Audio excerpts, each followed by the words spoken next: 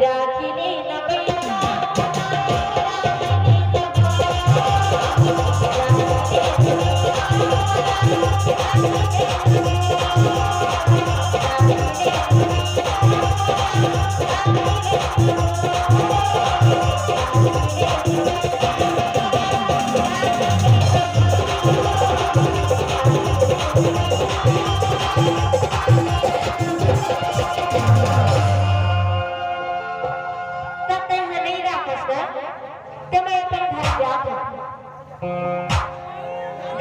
अरे सुनना वे बुड्ढी के भाई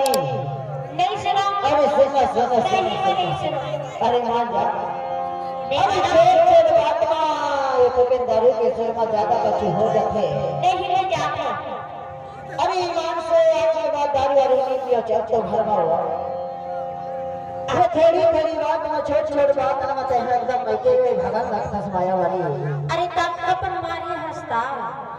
अरे अधिक पर मारे हो ना हाँ अरे बंदा की उठे लगा के जहां जहां मारे हो कहां तो बस एक नहीं इठो चल तो मैं के मार दे मैं हम तो नहीं सकवा वो दायरा सकवा नहीं है हां अरे तो यहां चल देबे मैं के तो ना तमार घर के लड़का बच्चा एकदम भूखल मर जाए हो नहीं मैं जाता अरे झंझना गुड्डी के नहीं नहीं अरे आज की बात दारू नहीं पियो क्रिया कसम का खवा ले